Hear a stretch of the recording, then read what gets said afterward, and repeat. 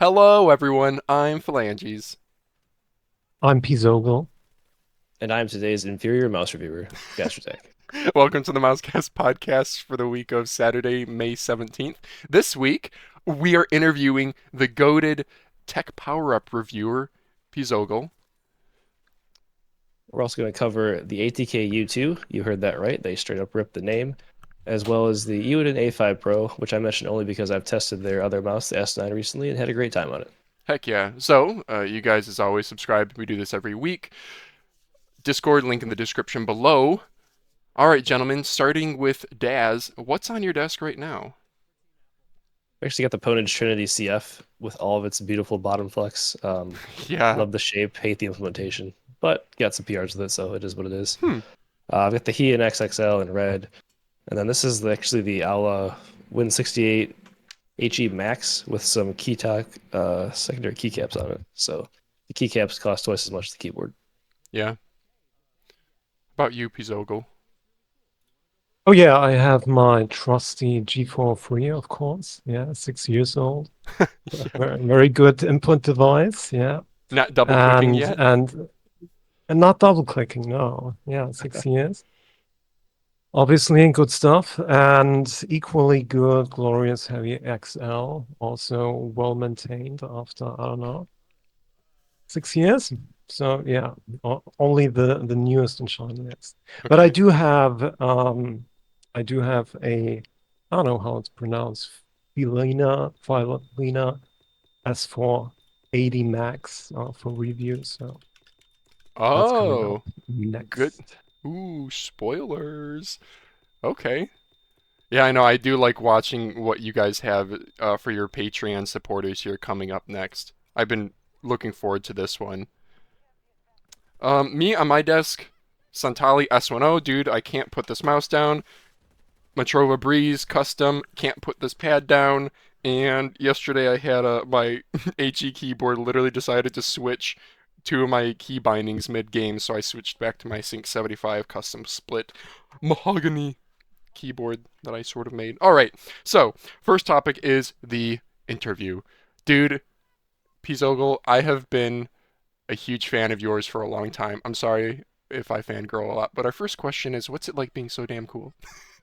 No, really. If you could just like introduce yourself, like who you are for, for people who might have not heard of you. Well, I'm doing mouse reviews, obviously, on Tech Power Up. We basically have editors for like every every aspect of computer technology. And yeah, I'm primarily doing mice and sometimes mouse pads, but it's not really something I Hmm. really did much on or really ever delved into. And I have so many mice to review that it's Mm-hmm. more like a bonus, yeah, sometimes. Okay. But other than that, obviously I have like real life as well, but So, at least as far as mice goes, yeah. Please, so please, on sorry. the real life part, that was well, no, we should actually talk about how'd you get your name?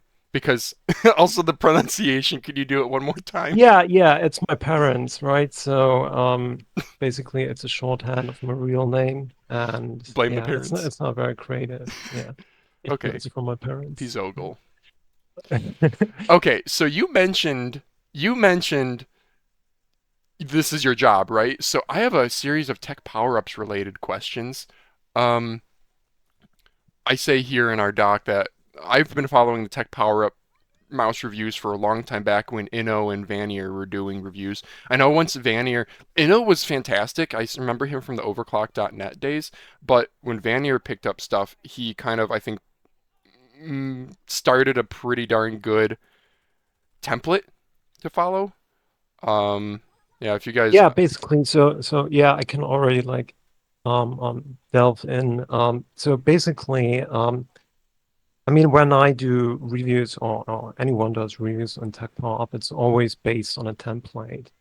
Obviously, I have lots of copy paste stuff in my reviews, and when I took over from Vania, I indeed took his template, right? So all the elements of the review, I took as the base basically, and I just arranged them around, and this sort of structure has stuck ever since.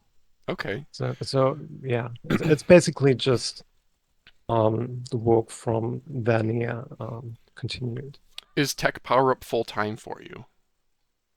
No, it's just spare time basically. So I have my day job, real job, yeah, Okay. money earning job, if you will, Yeah. and and Tech Power Up is just yeah spare time basically.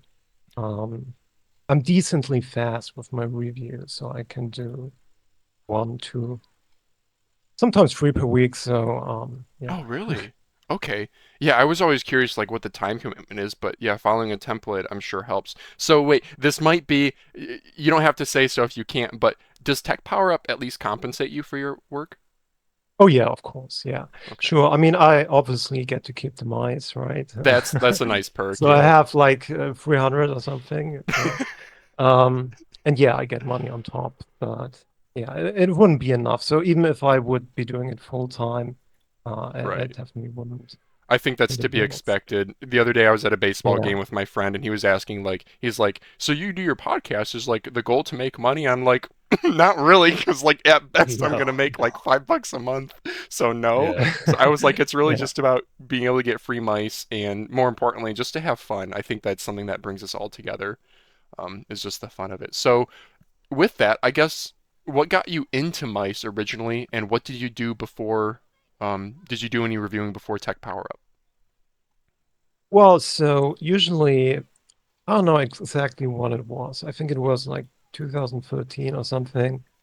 So I wanted to buy a new mouse, and whenever I buy something new, I try to research as much as possible. And obviously, sooner or later, I stumbled upon overclock.net, Mm-hmm. right? And read up on opinions and views and so on. And I've been, yeah, quite fascinated just by the technology and how everything works. And um, yeah, but basically over the years, my interest grew and the intricacies. And finally, I published, I don't know, like two or three reviews on overclock. Mm-hmm. And apparently Vania read those and found them to be good, or That's at least cool. not terrible. Yeah. And when he quit, he suggested me to Tech Power Up as his successor, right? That's really cool. And Okay. yeah, and that's how I took over basically. Yeah, Okay. and obviously, if you look back at my early reviews, it was clear that I was still learning, right? I wonder if I can find Basically one. figuring, yeah, the Zowie S2, right? It's really nice. Oh, I remember Takasta, dude. Okay, we're going back in the day, but yeah, Takasta and Inno were like the two main guys I followed on overclock.net. Yeah, Yeah, very I think cool. on Overclock I did a review on some Cooler Master mouse. I can't exactly remember which one. I think it was oh my God. I think it was Master Mouse S or something like that. Mm. Right. And then on Tech Power Up, first one was obviously Zowie S2. That's funny. I was gonna And ask yeah. you, yeah, do you remember? I was gonna like literally one of my questions. Do you remember your first review, your Zowie S2? And you're like, yep. So what were some of your first impressions like joining Tech Power Up and like having a like official published review? Were you nervous or anything? Well, well, basically the messaging was that everyone who starts publishing reviews, it will always be a learning experience, regardless of what you think you can or cannot do. And yeah, so basically for me it was like just trying it, right? So there was no no real expectation, but it was apparently good enough that I was allowed to continue. The privilege. Okay. So here's another question. How much editorial freedom do you have? Like, does Tech Power Up, do they try to make you be kind of brand safe in any regard? Do you have manufacturers saying, hey, please hit these talking points, or hey, please don't discuss X, Y, or Z? Well, so basically, obviously there are some limitations in terms of review style, right? So I can't or shouldn't use strong language, or I shouldn't use strong opinions. Basically, the idea is to have a certain framework of expectations, and with Tech Power Up, obviously, Yeah. you want objective data, you want evidence-based reporting and facts, basically, yeah, or at least well-reasoned opinions, right? So that is like the basic constraints, and within those, I can do pretty much what I want. So if I dislike a mouse, I can throw it in the trash verbally, Mm-hmm. and if I really like it, I can glaze it. But obviously, I'm still supposed to be measured in my Yeah, like judgments. professionalism. Yeah, that's to be Yeah, expected. professional. So basically, whenever I send, so what I always do when I'm finished with a review, I send it to the manufacturer and ask them, do you have like any corrections or Hmm, additions or whatever? that's good. And in Yeah. 90% of cases, they will reply very professional, right? And that's it. Okay. Can you So, share any, but yeah, do you have I any can stories? basically Sorry, go ahead. juicy stories, you might mean. Yeah, basically. Yeah. So usually, I mean, manufacturers obviously they know pretty well whether or not their products are good or not, right? So if I crash a mouse that isn't very good, then they probably expect that already. It's quite Mm-hmm. rare that a manufacturer isn't completely aware of how good or bad their product is, right? So when I'm harsh on it, they typically just expect it. Yeah, it's also sort of their professional attitude, that it's just accepted that some reviewers will dislike the product.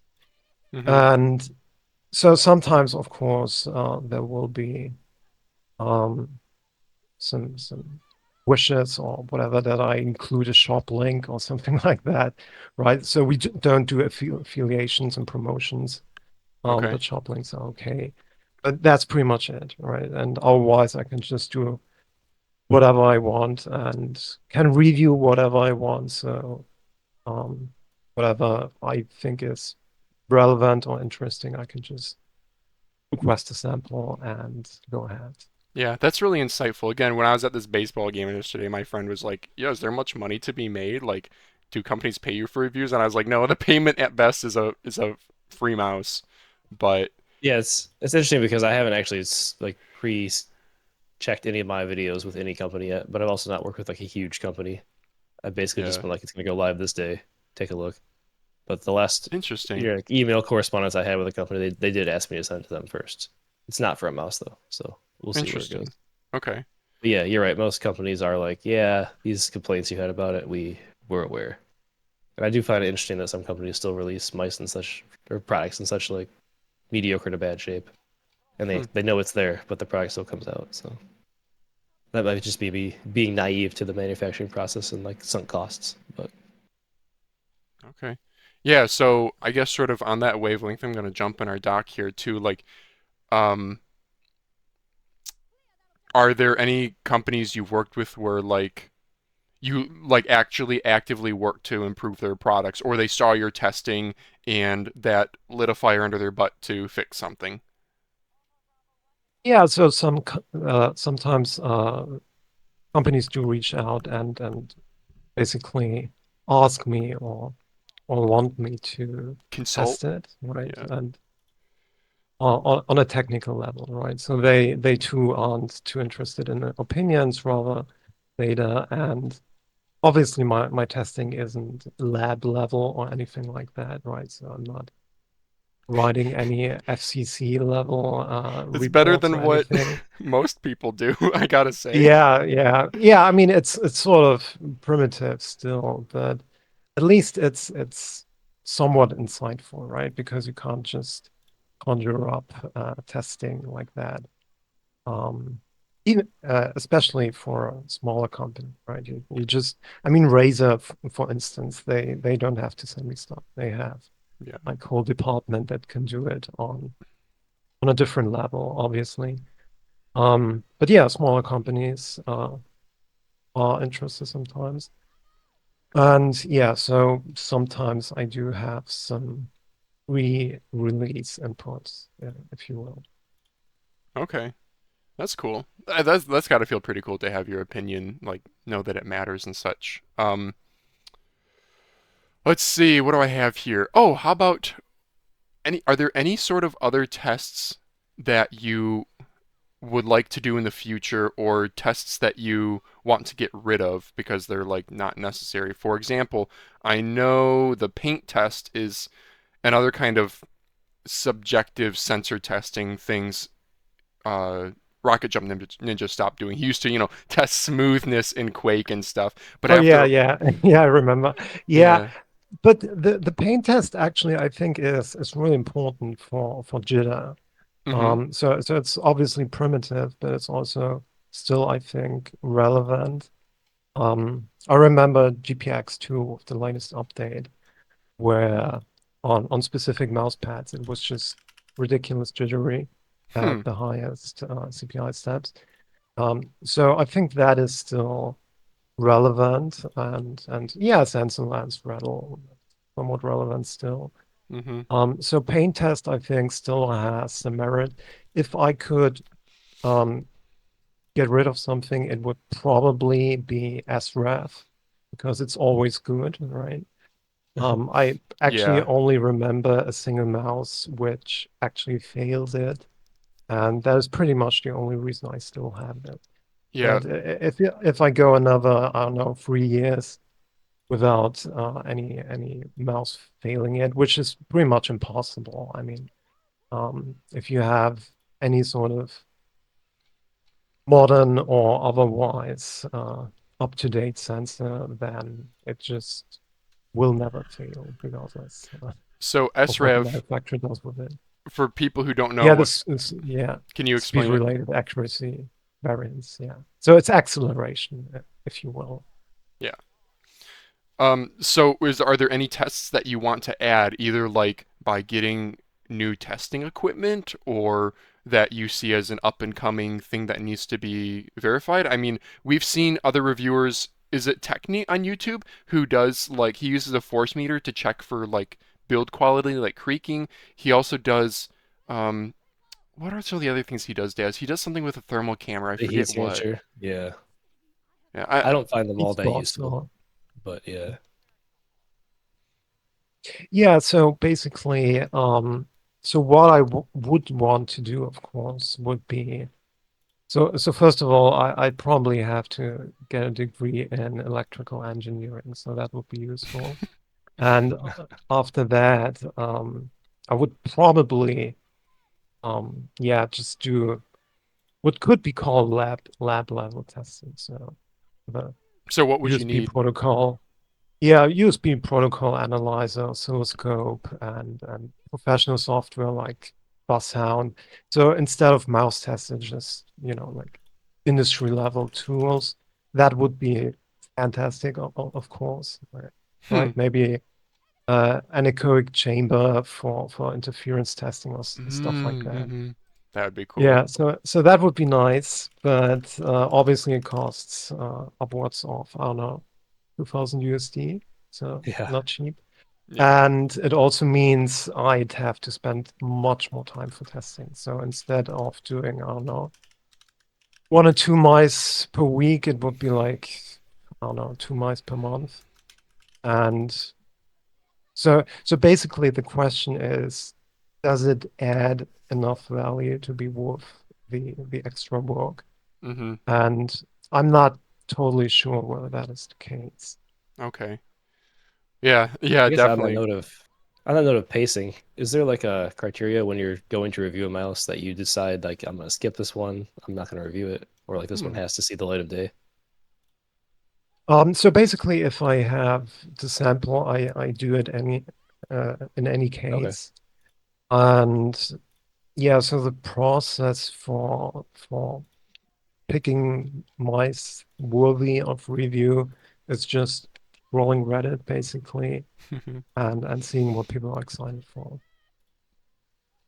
That's great. Yeah. Or I find it interesting, right? So sometimes people don't care about a release, but I find it interesting in some way. Like with Neuralink, that stuff I was just Yeah. interested in. People weren't too hot about it. Uh, I just wanted to give it a little test. Every few Hmm. days, people ask on like a video of mine, like, does it make battery life better? How's the connection? Like, there is some small interest in it at least, but it's been great in my very limited testing so far. So Hmm. Yeah, that was a good question, Daz. Um, where do you see the future of gaming mice going? And I put some times in here: 1 year, 5 year, 10 years, because you've been in the space for so long now. Oh yeah, 6 years, right? And like outside of Tech Pop, 10 years or 15 years, I don't know. So, yeah, but so what I expect is better efficiency, and we're all already seeing that with the new Nordic MCUs 54 series, much Hmm. more efficient than the previous generation. And I think that will continue. So we'll have much better battery life, we'll have lower weight as a result because you can get away with smaller batteries. So efficiency will get better, and I think prices will be even more competitive than they are now. And that's Okay. pretty much it. I mean, there isn't that much room for improvement. Basically, it's just a matter of will there be interesting designs, interesting shapes, Hmm. which I'm not sure is the case.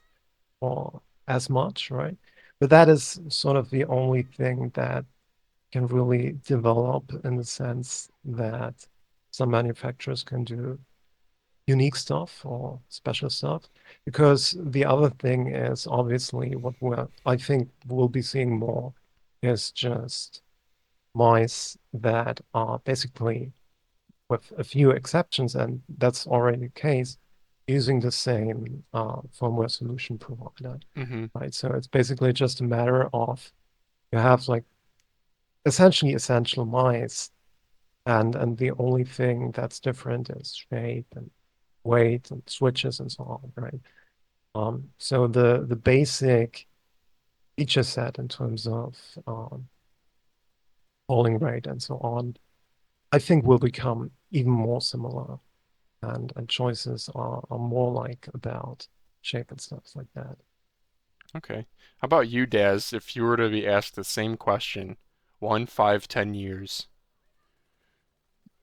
I was kind of bounce off of what Pzogel was saying. They're like, perhaps if we become more efficient, we get smaller batteries and lighter weight. People are more willing to use higher and higher pulling rates because your battery will last longer.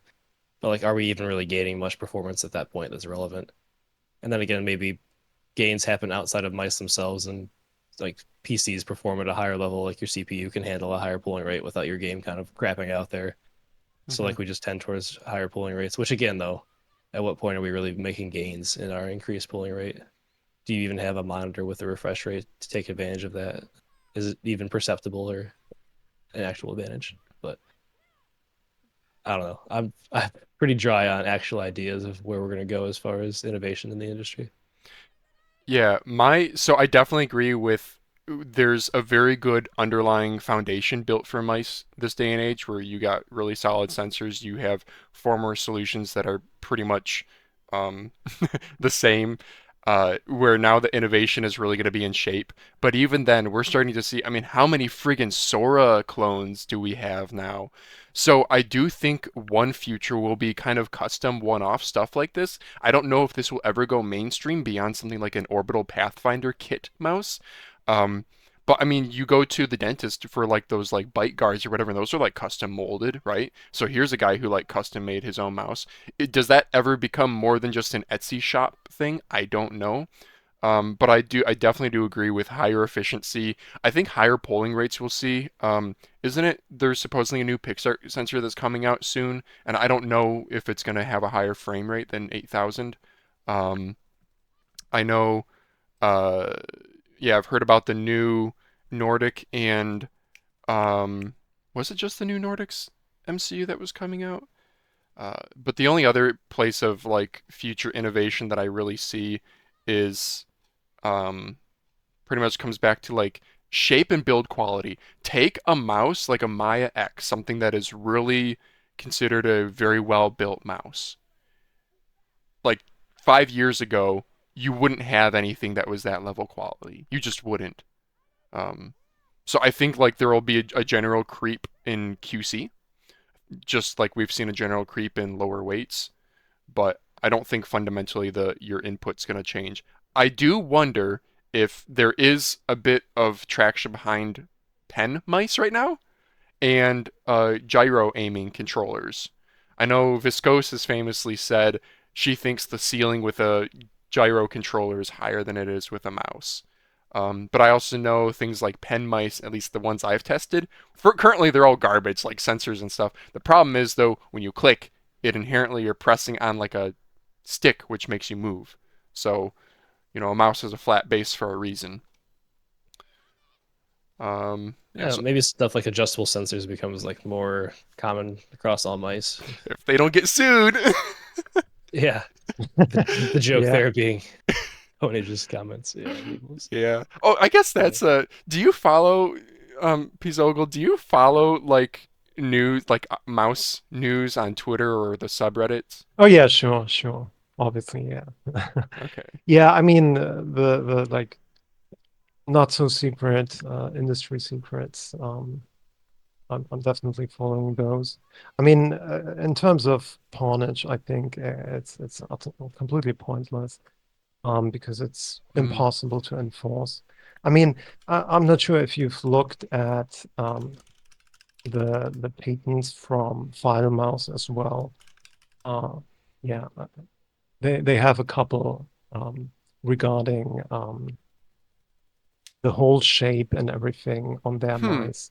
And yeah, if you read through those, yeah, I don't think they would survive for more than 10 seconds in a quote.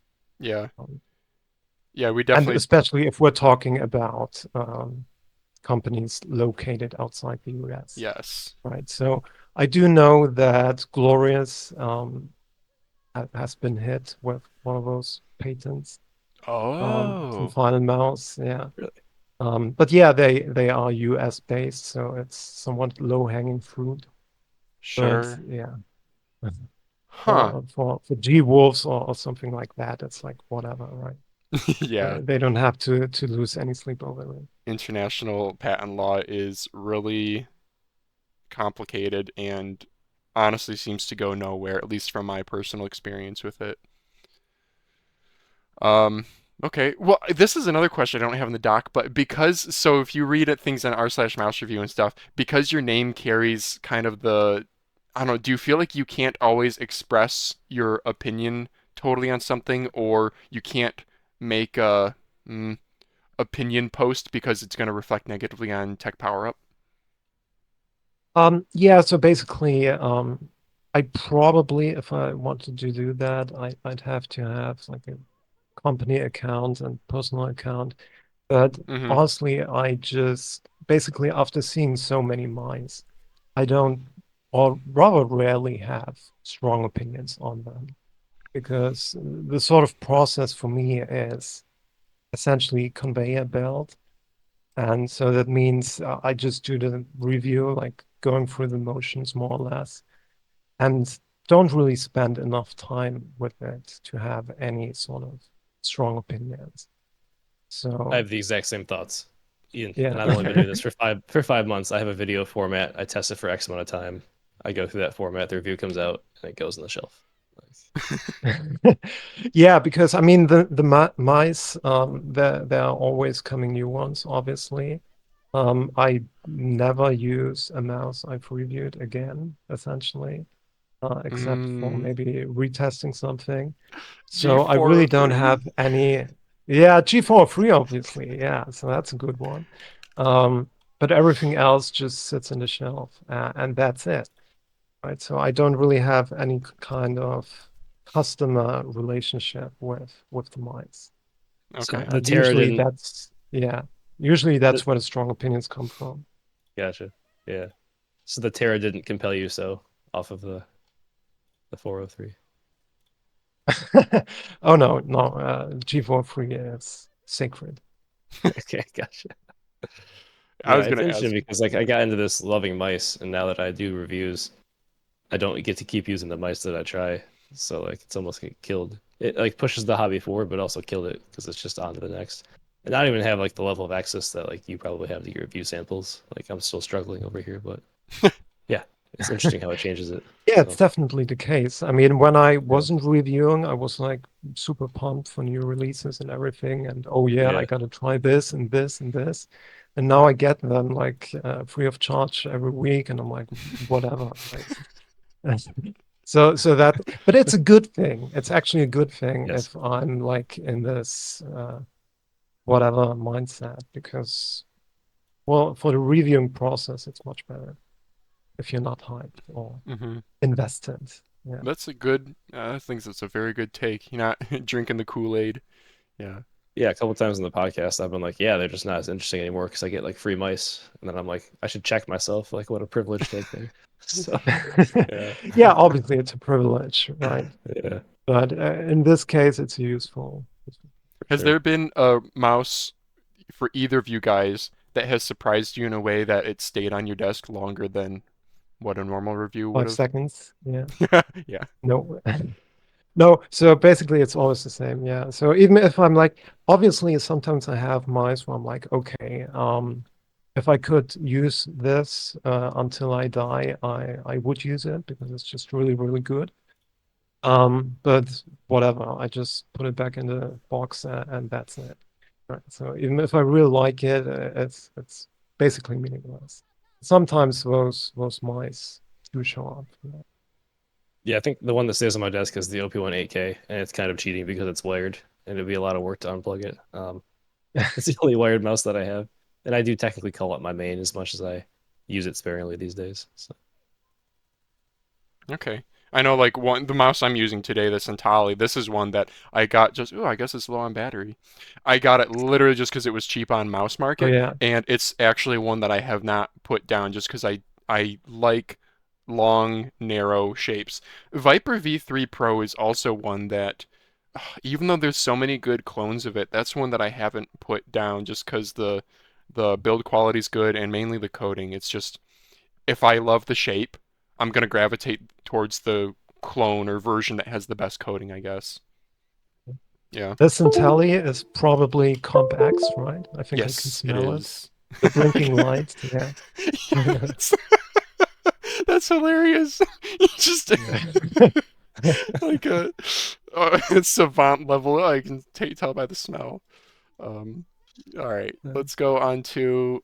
Feel free to jump in with any questions too, Daz. I'm kind of doing things out of order here. We're about a half hour in so far. Um, I can do a couple questions from our Discord. So we have one gentleman on our Discord, Vexen, who has a bunch of freaking reactive tracking world records just casually. He says, "Is there an ideal DPI? What DP?" And then I added, "Is there a DPI? What DPI do you use?" Obviously, it's 1600, yeah, and it's always also the best, always. Yeah. Yeah, I know. I'm on I could 1600. maybe argue for 8K, maybe 3200, but other than that, 1600 always. Yeah, it's just basically it's just you have good scaling in terms of report rate. You have menus you can actually interact with comfortably. You don't feel like an idiot on the desktop. And yeah, it's just good. And you have sensitivity sliders in games that are, I would say, sufficiently granular. So there's basically no argument to be made to use anything else, except being used to something else. In that case, I would Yeah. just continue using it. Yeah, I think Flan just thought I was a psycho when he came over, and I was on 3200 DPI with my like Windows mouse pointer speed like maxed out. Yeah. Yeah. I don't have data on like which DPI is the most popular, but whenever I buy something from r/mouse market, I'm not kidding, 9 out of 10 times it's already at 1600 DPI and I don't have to download the software to tweak it or whatever. Yeah, even I've Yeah. gone down to 1600. So Yeah. yeah, Oh, really? You have? Wow. yeah. How do you feel about the desktop experience now? I just cranked the pointer speed up Oh, yeah. to Okay. the equivalent. Yep. But that can introduce pixel skipping. I remember all the arguments back in the day about which Windows sensitivity. 6 out of 11 needs to be the best. I don't even know how it is on Windows 10 or 11 anymore. I don't know. Maybe I should. Another question we have from our Discord, from Robin Head. He says, he has a few here. As someone who's reviewed hundreds of mice, yeah, he has three questions here. How would you describe the current sweet spot in terms of value for money? I'm not asking about a specific mouse model, but about a price range where complete and flawless products appear? That's a good question. Yeah, I would say between 660 and AUSD. Usually you don't have to make many or even any compromises. Yeah, And going higher doesn't really add that much value yeah, in a lot of cases. I mean, by now you can even go as low as 50 USD, I would say, and still get really good stuff. I pretty much agree with that sentiment. Like, I know one sort Cyrox for me is like the sort of $70 benchmark in my mind. It's now available here at Micro Center in the US. They are very good shapes, good build quality, good buttons, good performance on good sensor performance and everything. Okay, DPI deviation, who kind of cares? Um, and they're at the $70 price tag. So I don't know. They're one that I just instantly recommend to people who know nothing about mice but have, budget-minded. Uh, that's how they are. So whereas something like, I mean, we do get weird stuff like the RG Harp Ace Extreme. Um, I know carbon fiber stuff is kind of like replacing how magnesium stuff was, but it's starting to come in at lower prices because magnesium was so darn expensive. Um, and you even get companies like HitScan kind of coming out of nowhere with decent releases at, I think they're what, a $90 MSRP? Yeah. Okay, his next question was, how do you manage to keep your mind fresh when approaching another mouse review? Do you ever feel bored with the subject matter? Well, I have to admit, my mind isn't really fresh when I do a review.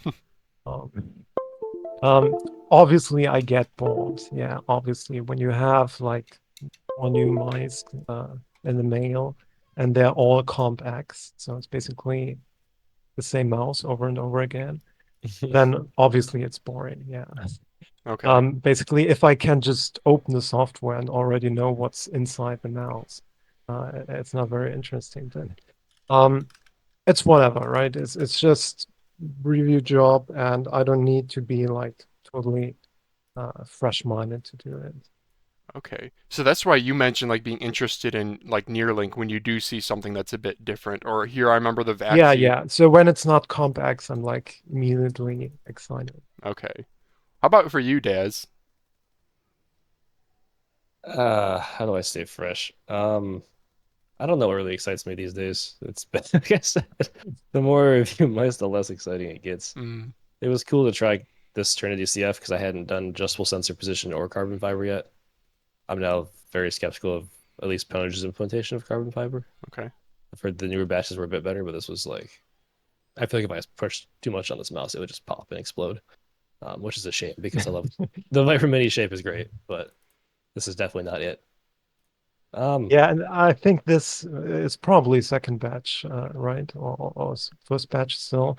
And that one was already like yeah, reinforced compared to the earlier one. So I yep. really don't want to know what like the the original sample was like. If you touched it, probably it would blow up. It just fell apart. Yeah.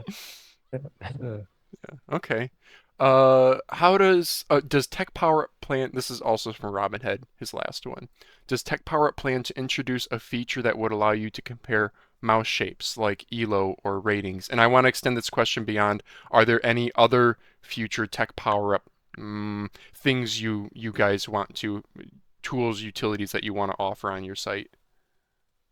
Yeah, so I think it would be really nice to have some sort of, like individually adjustable shape comparison, and not just shape, but some kind of database backend with all the motion delay and Mm-hmm. click latency and everything. And you could just basically select whatever mice you want, and could just basically custom make your Yeah. own graphs and everything. I think that would be cool.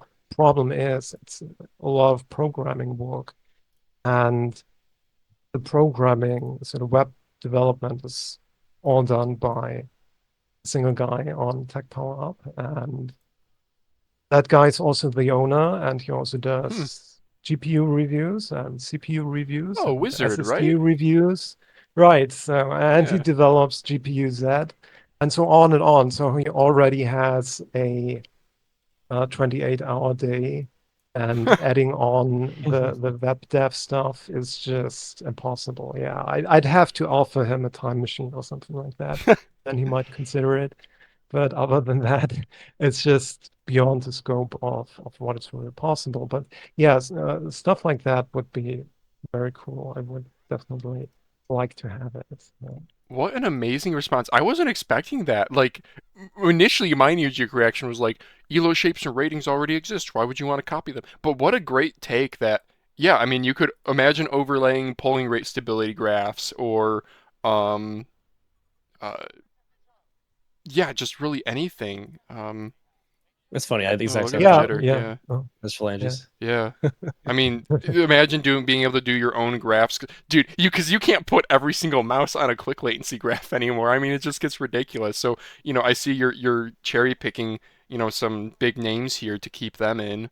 But then like when you start, I don't know, like do you just try to? Yeah. Anyway, it just gets to be too much. And I know Elo Shapes has started their database, right? So very. We actually had him on the podcast right before he launched this. So, I mean, this is great. You can sort by weight, you can sort by hump placement, even. You can sort by thumb rest. Jeez. I know he has sensor data now. He is working on things like main buttons and MCU. But dude, dude, that would be amazing to actually have a resource for here's all of these complex solutions that are all pretty much the same. Here's the minor differences between them because as we get maybe that's a take about where mice go in 1 to 10 years. We get better at reviewing. We get better at being critical and like if a company is doing something out of left field that makes no sense, like the current Neuralink implementations we've seen from uh help me out, Pzogel. What's the On brand? the ATK is robot, using it. or Yeah, Thunder yeah. Robot. Yeah. Then we can actually be critical about that. So maybe testing and such will get better. All right. Next question comes from this is our last Discord question from Little S. What's your opinion on modding, battery swaps, 3D printing, PCB swaps, painting, etc.? I think it's great. I just don't do it anymore. I used to do it Mm. before Tech Power Up, but yeah, I just don't have time to try and make certain mods work. I used to do a G303 swap into G100S shell, which was pretty popular at the time, right? But that's pretty much it. Okay. I know I got really big into modding, but if I'm being totally honest, probably the past 3 months or so I haven't been doing as much because releases are just so good. And like another big one was battery swaps. If you can shave off, 8 grams by swapping a 500 milliamp hour battery for 125 milliamp hour, I'll do that all day. But things are releasing with 200, 250 milliamp hour batteries now, so I don't even bother. Yeah, I think like the really height of modding was when mice just weren't as good, so you were more Yeah, incentivized to actually modify them. And these days, I mean, like the biggest mod would be, I don't know, different mouse feed or something like that. yeah. Okay. I guess we got two last questions. We're at about 40 minutes in. What's the future of tech power-up reviews? Do you plan on doing anything like skates or weight balancing analysis, AI to help reviews, videos, or is it just steady as she goes at this point? Well, yeah, so the stuff I've mentioned that would be cool, I think. With the skates, I've always been thinking about ways to really measure it objectively. I mean, right now I have just this blood is good or very good sort of assertion, which isn't really useful, I think. But I'm not sure how to do it in a way that is really controlled and reproducible. Hmm. To really say, okay, this is good glide or bad glide or whatever. Um, so if I could think of a good way to do it, I would. I'm not sure how to really do it. Because obviously it's also dependent on the mouse pad. So I'd have to do, I don't know, like a couple of archetypes of different surfaces. And yeah, I'm not sure how to do it in a way that is really useful. So at least for now, I'll continue doing it in that rather primitive fashion. And yeah, with AI, I mean, we do have actually AI functions already, but I just never use them Hmm.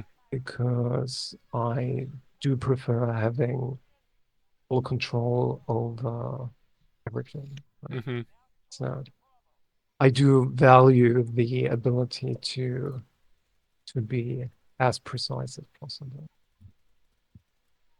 Okay. Well, And cool. yeah, videos, obviously, I mean, I don't have a good video setup. I mean, if you look at my build button test videos and so on, they obviously don't look very good. I So like I'd them. have to They're simple, they're yeah, I mean they consistent. are okay, yeah. You can at least see the mouse and you can hear it. So it's not bad, but it's not like professional level.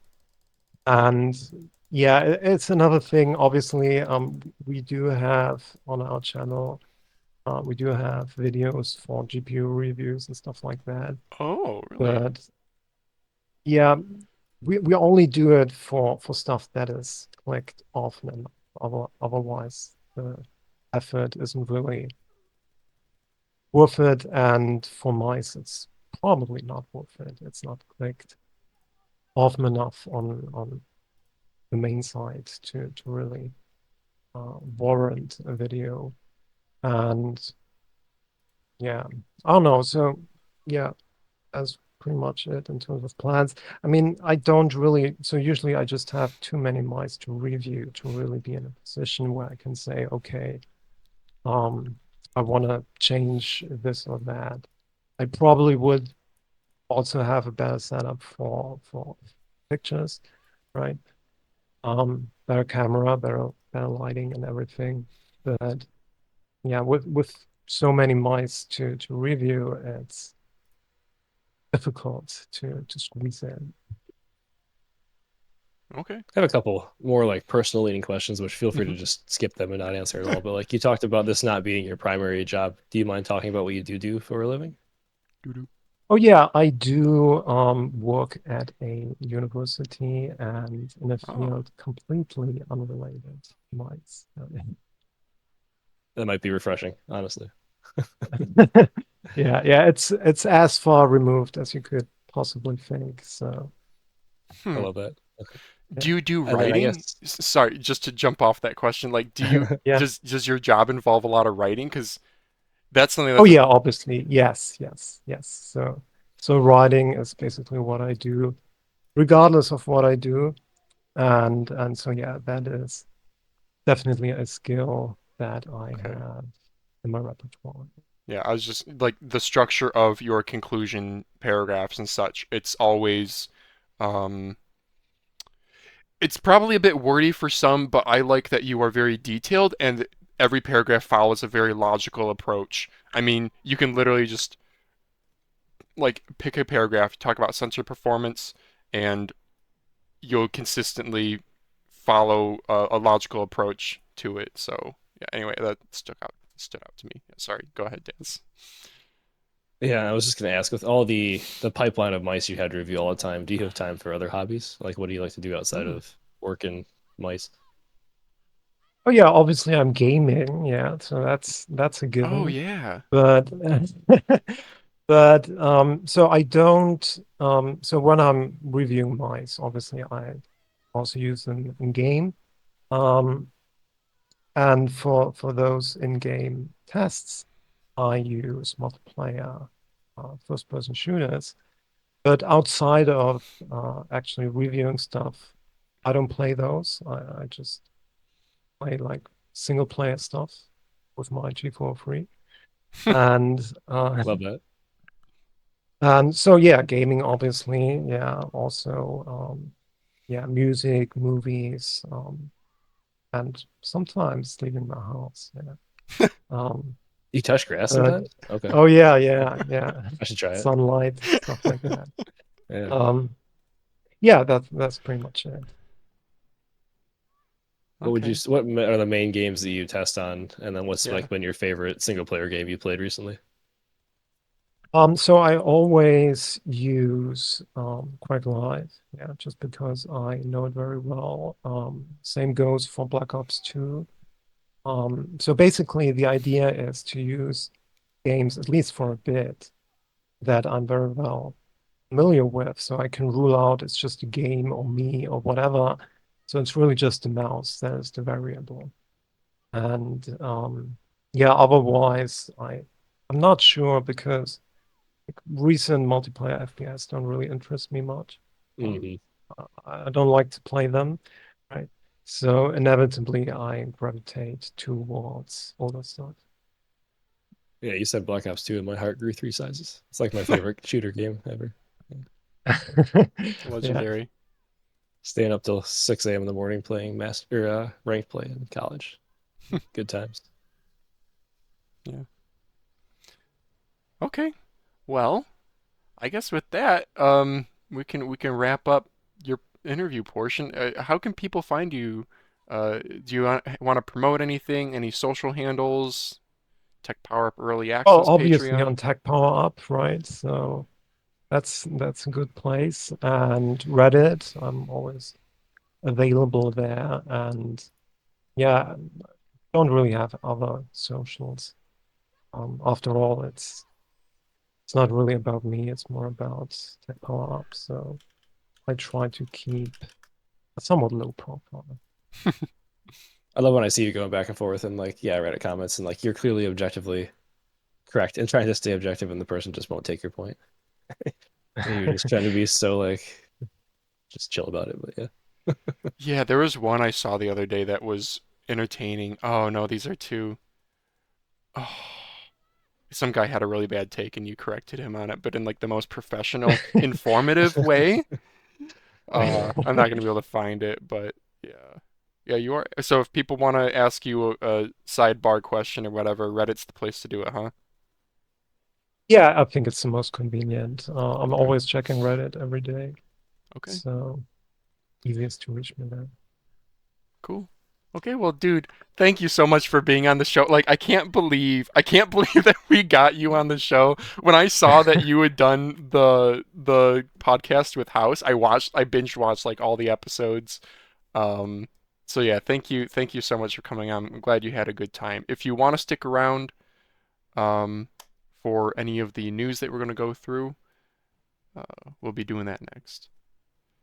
Yeah, sure, a bit. I can do a bit. Okay, okay. News time. Put the banner up. Oh, is the news? Oh, I have to put it over your banner? Okay, cool. Professional podcasters, by the way. Okay, here we go. First bit of news is the ATK U2. So ATK new product leak. Remember this was leaked a while back, but now we actually have photos from like a trade show looking thing, and they are straight up calling it the U2, and it looks like a Zowie U2 clone. Dude, Yeah, but it's useful, I think, because usually I'm wondering what exactly is clone, and if it's straight up sure. told like that, makes it easier. Well, like the MCHOSE M7, we know this was a quote unquote clone of a Zowie U2, and it's actually not. I know, like, one thing for me is the thumb curvature here is much deeper. It's really more like an ergo with like some ambi um, Yeah, I took inspiration. measurements in my review, and it was just a little bit bigger all around as well. Yeah, higher So button it height. was close, but yeah. Yeah, so I wonder if this, how close is this going to be? They're saying 44 grams plus or minus 3. That's an attractive weight, but unfortunately literally means 47 grams. 3950 Nordic 52 series MCU and 800. Saying 44 grams with 800 milliamp hours? Whoa, Wow. brother. Bro, are you serious? Because 800 milliamp hour batteries are like 14 grams. So could you actually get this down below 40 grams with a battery swap? That would be nice. Some meaty looking skates, nicely rounded. Simple bottom. I like a simple bottom and a keyboard that I don't really care about with a terrible typeface. All right. It's very gamer. Yeah. They cloned the Zowie U2 and stole the name too. Dude, that's just how ballsy these Chinese companies are. All right. Let's go on to another Chinese release. Delux M800 Mini, and I commented Devil goaded. English translations, actually, because I have to podcast about these, so I didn't do that out of the goodness of my heart. We have this is a really nice red. I wonder if it's metallic red trend 2025 TTC blue spot light micro switch V2. So this is a new TTC optical, I guess. 100 million clicks. Uh, 42 grams, they're saying. 3950, 500 yen. Oh, yeah, here's other specs. So we'll be getting a 3311 version.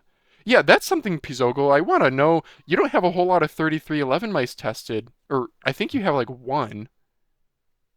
Oh yeah, so that is actually I'd really like to have more of like these lower tier sensors. I've always been somewhat of a fan of those, right? But basically right now, I mean like 90% of releases are already with 3395 at around 50 USD. So there isn't really much of a point going, I don't know, to 45 USD and using 3311 instead, because most people will say, well, if USD for 33.95, I'd be insane not to just pay that extra. Hmm. So I don't think it's as much of a thing anymore with those lower tier sensors. Like I remember like 5 years ago, especially for wild mice, you had all of those Yeah, ridiculous variants and everything, like I don't know, 33, 33, or yeah, 33,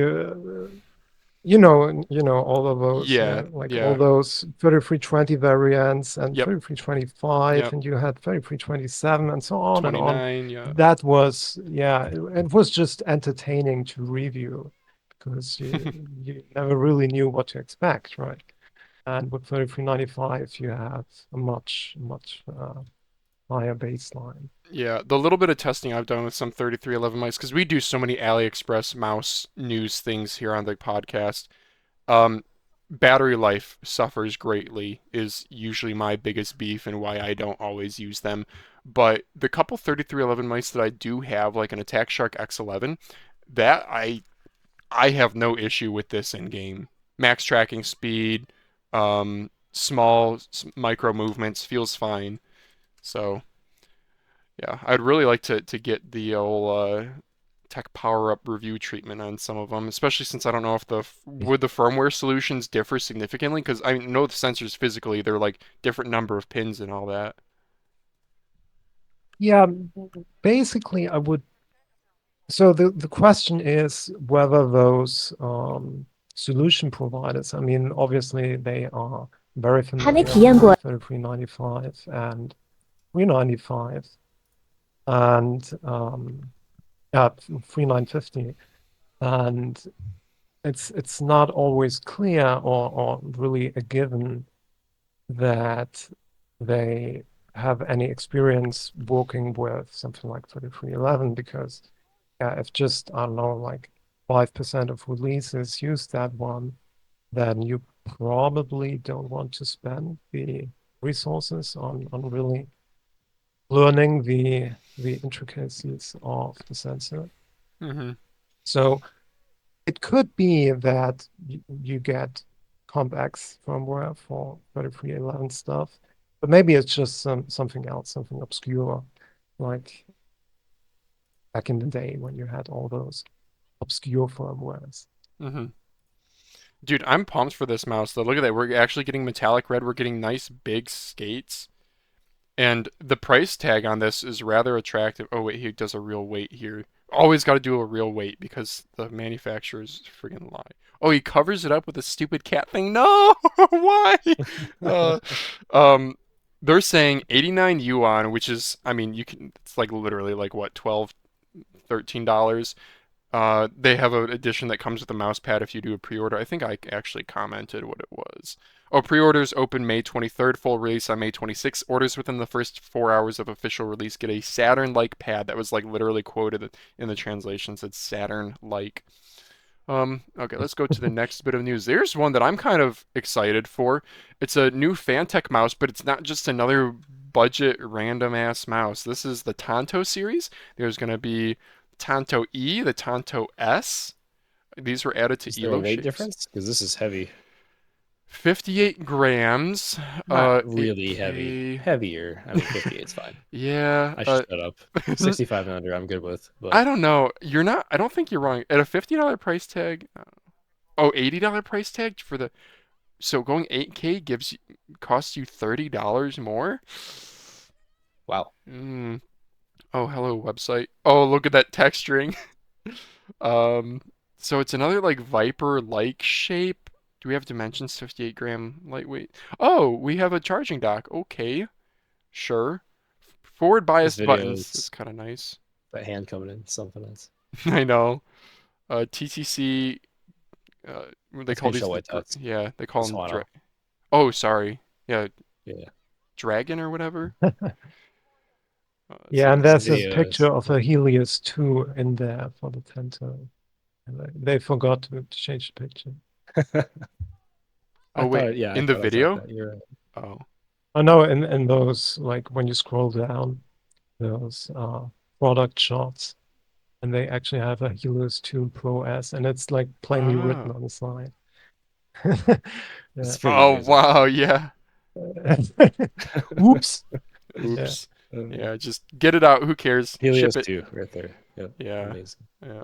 Um, Oh yeah, it's only pictures, I think, of the Helios 2. Yeah, yeah. whatever. Coming soon, maybe. That's crazy that you're friggin' Chinese. Well, actually, Fantech is Malaysian, right? They're not Chinese, but Indonesian, I think. Indonesia. Okay. Oh, yeah, I believe, yeah. Well, anyway, that's kind of cool. I wish. Oh wait, we'll check ELO shapes real quick for the size. We already said 3311, right? Tanto E, sure.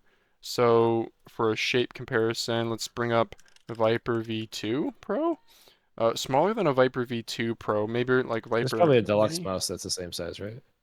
Probably, yeah, the Delux M800. So the Viper Mini is more rear humped if we look at M800 Mini. Well, wait, M800 Ultra is what I should be clicking. Bit similar, flatter even. Okay.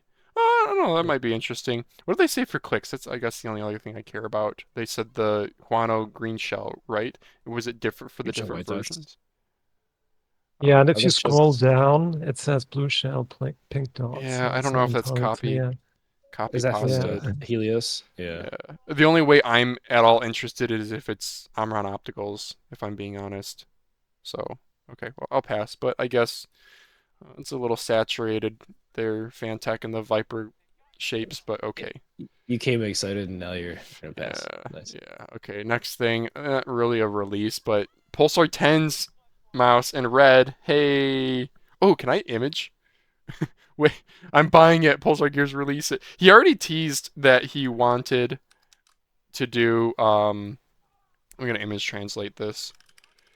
He wanted to do other colorways other than white and black, and I remember in a live stream he said that more might be coming. Okay, TenZ. Literally, it's just his And name, but in Chinese, Japanese, Japanese, Japanese. Don't roast me, comments. Red scroll wheel looks nice. Sure. I actually do also want Rev to. 2, better QC. They're just like their founders' editions typically have cleaner QC. Yeah. Well, I thought the I'm Crazy down Lady, I for think, it. was actually good on its first batch. So. Yeah. Okay. Next. Okay, let's go back to a release. This is the one you teased in the intro. The A5 by Eweadn A5 Ultra and A5 Pro.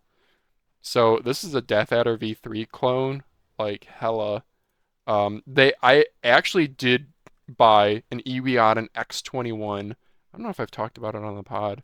Yeah, I just said Eweadn. Eweadn. The video released as we were recording this, and I was just Oh, like, no kidding. Eweadn, call it a day. Yeah. Okay. So the Eweadn uh, I don't know what it X21. actually is. I'm pretty sure this is the same shell. Like, right?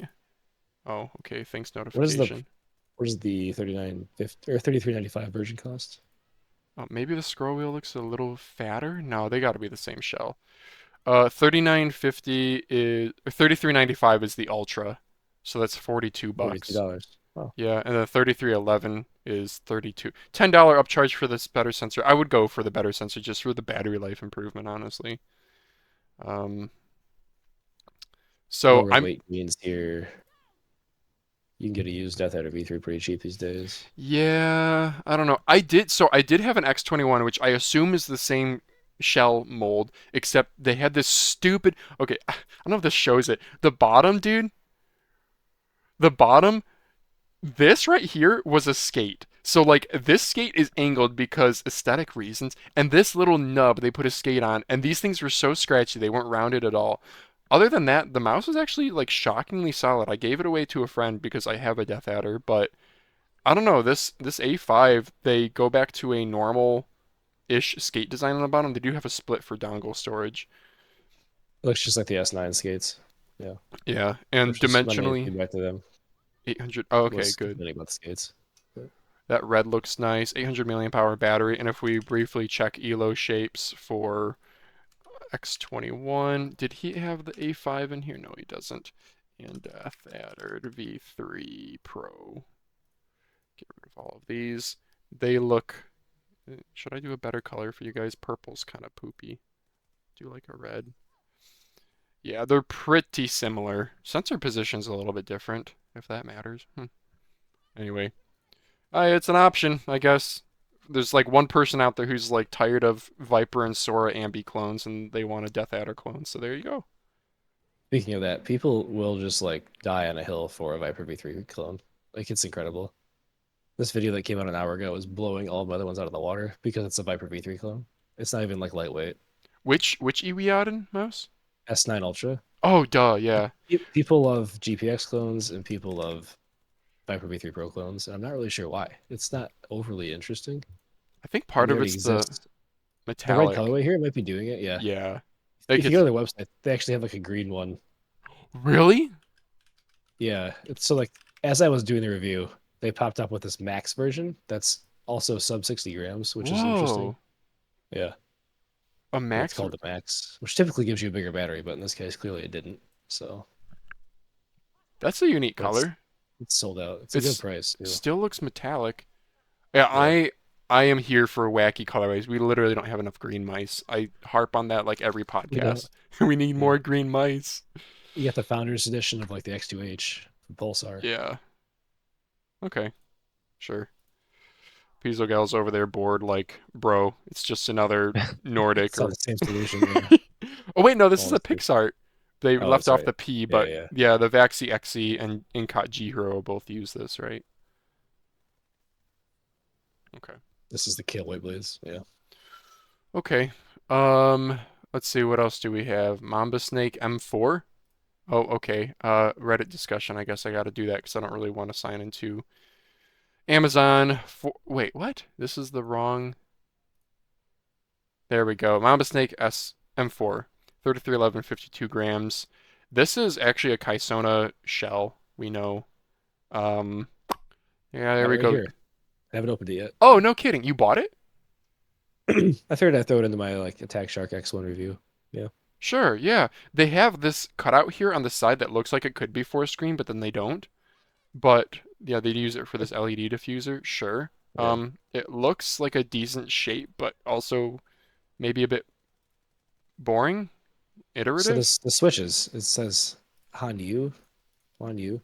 It's a translation thing. Optical. It's Juano's. Is it Huano? Yeah, Okay.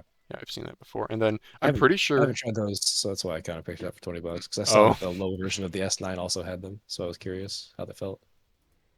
yeah, top view. Okay, well, the orange at least on Kaisona's website. This is the same mouse though. Like we actually saw this like months ago. Yeah.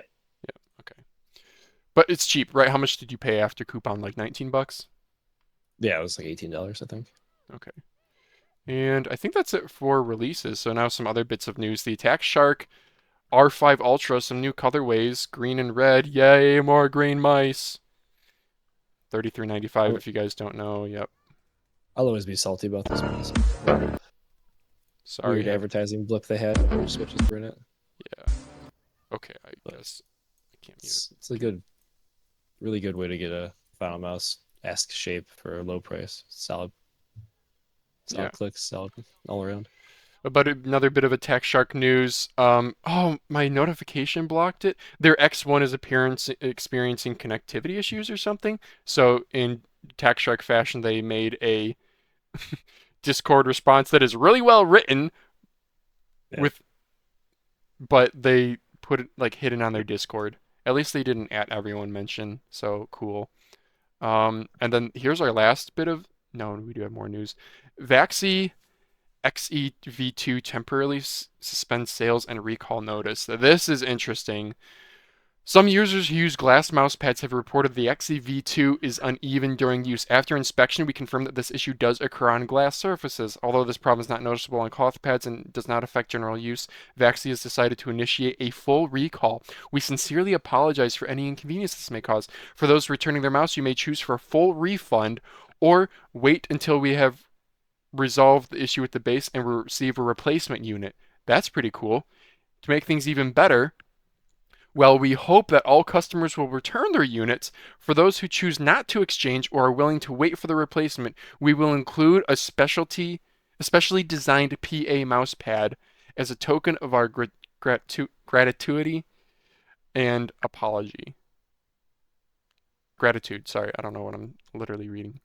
So that's pretty cool. You can literally wait for a replacement mouse and get a free pad. Good guy Vaxee, dude. Good thing they caught Yeah. this so quickly. Two thoughts here are that's a great response. I'm glad they're taking care of people, but also I question their testing methods if this wasn't caught.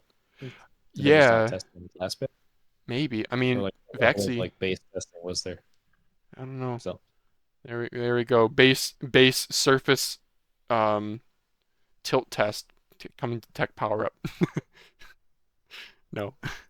Oh yeah, I actually have a sample of the V2, and I suppose it's just a warped base. I remember I had from what was it called? Ninox, right?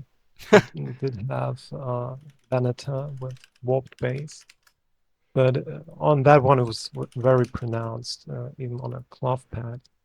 So I would believe that like probably 80% of people using the Vaxee probably would have never noticed. If it's not yeah. noticeable on a cloth pad, it's probably very minor. Mine's actually stable. I surprisingly have a Ninox Venator sitting Oh here. yeah. Dude, what a great shape. But yeah, wild. Wild. 3360 mouse back in the day. It was a big deal when it came out.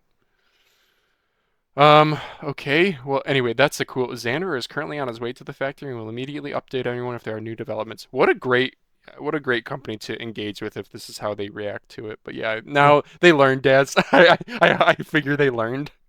Nobody wants to do a recall. Yeah.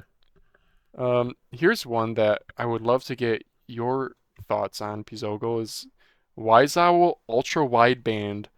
They're saying bandwidth up to 500 megahertz.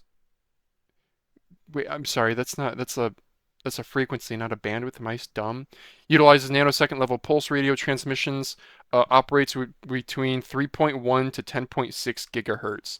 Lower power consumption, higher connectivity potential. Um, should we care about this? Yeah, I think it's interesting. So basically, I mean, obviously, when you have Bluetooth or Neuralink or just anything with mice, it's always 2.4 gigahertz band. And obviously, we have a lot of other devices occupying that band as well. So at least in theory, having a mouse that occupies different bands is interesting by default, I would say. The thing is, so basically the company behind this is called Spark Microsystems, and they are based in Canada. And the whole thing works. Basically, they have their own custom receiver that is part of a module that is basically mounted atop the PCB.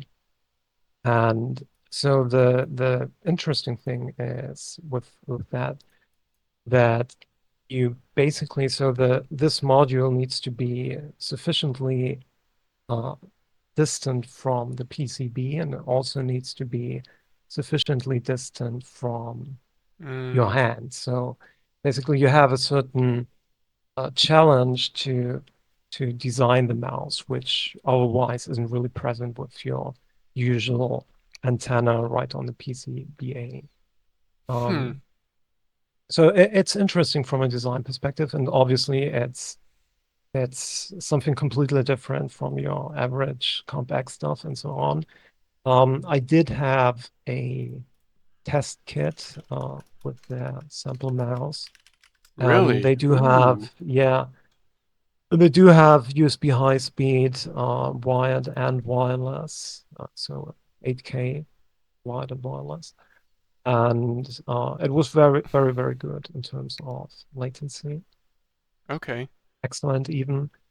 And they also have their own software, GUI, which is just a Python script. And Hmm. it's all very, very, yeah, um, Oh, basic, but in a very nice way. I Right? can't believe, dude. So I'm so glad you're here for this because me and Daz would have just been like, okay, cool, moving on. But you've actually tested a mouse with this tech so far, so yeah, they have that sort of test kit with their own oh, it's 3D just a kit. printed It's shape. not actually Yeah. a okay So it's not it's product. an actual mouse, right? But it's nothing that is Okay. actually released. But it's basically a demonstration of the technology.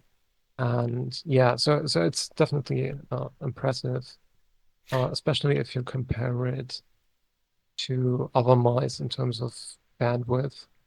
I mean, most notably, when you look at the new Nordic chipsets, they do 4 megabit per second Okay. wireless transmission, and the ultra wideband stuff is upwards of 20, right? So it's Okay.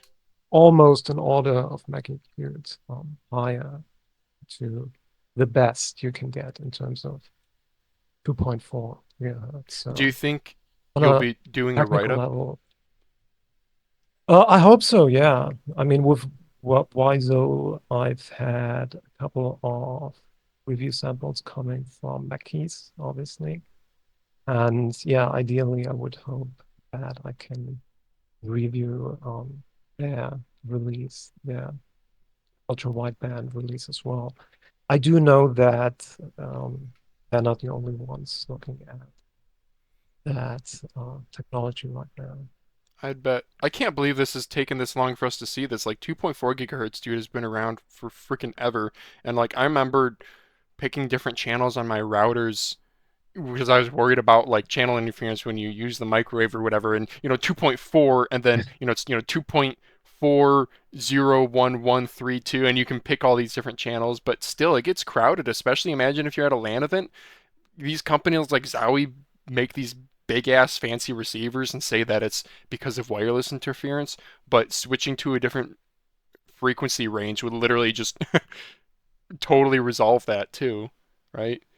But Well, not totally, because there's still some. So basically, due to the way the receiver is designed, there's still a certain level of environmental noise mhm. that can affect it. But you have more, So it's still not perfect, but at least you don't have this channel hopping yeah, issue where you have to channel hop like all the time because just 2.4 is insanely crowded. I yeah. mean, I just noticed it because in my place, I don't have that many 2.4 gigahertz devices. But whenever I've talked to House, who at the time was living in an apartment complex, he Oh, always had much more issues with missing poles and everything because he has like 20 people around him all using 2.4 gigahertz devices, right? So dude.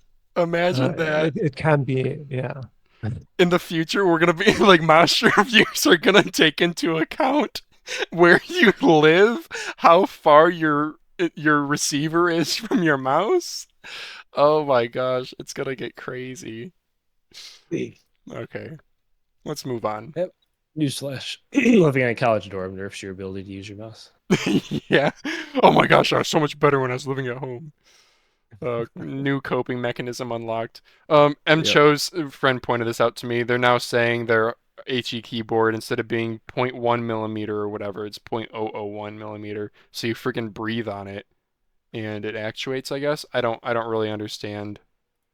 I never use the lowest of low anyway. I always crank it up like to like point 0.1 or point 0.2 or point 0.3 or something. When I first saw this, So I thought this was milliseconds. Because I was like, okay, now they're I know. advertising some stupid theoretical speed, but no, they're literally saying millimeters, right? If I'm reading this right. I did see they have their own magnetic switch now that they're branding. Cool. I do appreciate that it's boxed. I feel like box switches tend to be more. Look at the That looks like boxing on this one. the Kelvin that I got. That looks like the one from the Jet 75, the green one. It might be Okay, different.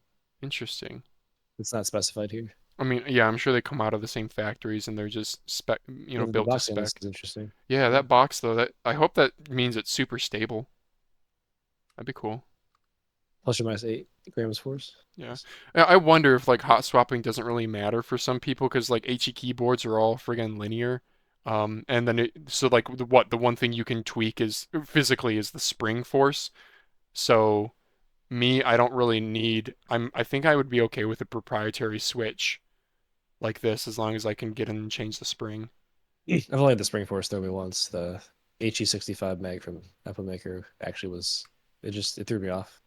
It was different than other keyboards. Yeah. The resistance when you press the key was higher. Okay. And I guess our last bit of news here is not really a topic, but PureX Edition stuff from Pulsar. The only thing I had here was this. Notice, this is a consumable product. Consumable products are not eligible for returns if the packaging has been opened. So, Pulsar mousepad, if you want to try one out, uh, be sure not to, like, you can't return Get it. some sriracha sauce, maybe some salt if you're gonna consume it. Yeah, Yeah, I don't know how I feel about this. Part of me is like, how could they do this? Trying out a mouse pad's an incredibly subjective experience. They should accept returns. But then on the other side of the coin, it's like people probably abuse this, dude. You I'm know? sure. I don't know. Okay. That's pretty much all I had to say on that. So I think we're done with news. All right, checking in with you guys. So Daz and I are gonna hop over to Reddit recap. Pzogel, do you wanna stay on? You wanna hop off? I'll hop off now, right? Okay. Well, right on. Thank you so much for joining, dude. This was incredibly informative and insightful, so thank you. Yeah, I really Yeah, appreciate you sure. sticking around too. Thanks for having Yep. me. Cool. All right. And Yeah, maybe we can do it again sometime. Ooh, you'd be down for that? Yeah, sure, sure. Obviously, Okay, some That'd be good awesome. discussion Yeah. topics. Yeah. okay, cool. Daz, that means another 6 a.m. podcast episode will be on our way Yeah. someday. We can swing it. Yeah, yeah. Okay, well, thank you so much for joining us. We really appreciate it. Okay. Yeah, thank you, and we'll hear or read each other at some point. Mm-hmm. For All sure. right. Thanks, and Cool. bye. Yep. See ya. All right. Sweet, dude. Okay, let me fix the Reddit banner real quick, and then we'll continue on. Okay, it is fixed. Let's go on to Reddit recap. How are we doing? 125 in. So I think rest of the show is going to be pretty short. So Reddit recap. Um, Yeah, I'm just making sure that like work's not melting down. yeah, please do, The because kids I aren't can. awake yet. I know, dude. It's 8:26 8:30. now. It's happening. Yeah. You're sleeping Viper like, geez. All right, cool. Viper V4 Pro rumors. This has been leaked, but I don't know. It's interesting. I see rumors Zekin using the Viper V4 Pro already. His Nightbot says so. Nightbots, when you do exclamation point mouse in Twitch chat, right? It Yeah. says this: Razer Viper V3 Pro parentheses custom camo coloring sent from Razer. Neato. So if it's a V4, we don't know. What do y'all think? He thinks it's just a Viper V3 with custom color camo. This was the only interesting thing. G-Wolf said a new sensor is coming next year with double or triple the processing speed and 50% more stable connection. Pzogel would be like, what the hell? I don't know how a sensor has a more stable connection, but processing speed maybe. I'm guessing that's frame rate. So currently things are 8,000 FPS. That's one of the reasons why things are locked to 8,000 hertz. Mm-hmm. No point going more, you don't get more information. Razer's coming out with the sensor first, then Logitech will release their new in-house similar sensor. So we know Razer has exclusivity deals with PixArt. Like, isn't the Viper V3 using a new sensor too? It's not a Yeah. 3950. Correct. Yeah, yeah. But it's like adjacent. You know, what's the difference? Then Logitech, their in-house sensor will really. I don't know if that will it? Does this guy have insider information? Logitech's hero stuff is good. Like they have some because they're unique. They have unique issues sometimes. Like Pzogel mentioned the tracking issues or jitter issues on certain pads, but they are legendary for battery life. Logitech has been Yeah. doing 240 milliamp hour batteries since like literally 2018 and having battery life equivalent to 500 milliamp hour batteries. So Yeah, I do always, on that note, I do always do mouse tester testing on my Orange Blitz mid because I did it with the OP1 8K and the results were like flawless. So I figured that was a good baseline. that's good. Yeah, and It seems like a high quality pad. it's a high quality pad. It's not something really wacky with like It's your average cloth mid range pad. Yeah. yeah, So, yeah. Okay, next topic. Any old mice that you enjoy? So I've accrued many mice over the years. I find myself going back to my sweet little G305 and even my G703. This topic is amazing based off of Pzogel's usage of the G403. I know. It's Even the still on point. Terra. And He's like, the nah. Glorious pad too. Yeah. Glorious pad. Yeah. XXL. Yeah. Yeah. What a great dude. That was one of my. That was an amazing interview. That was. What a great tidbit. He But was yeah, it was. really Yeah. good speaking too. Like. Yeah, I know a couple people I've had in mind of asking them to come on the pod, either in the event that you can't make it or something. But I have to check myself where I'm like, I don't know if if their takes would be publishable. My brother's Right. still on a paracorded EC2A with the RGB scroll wheel. Oh,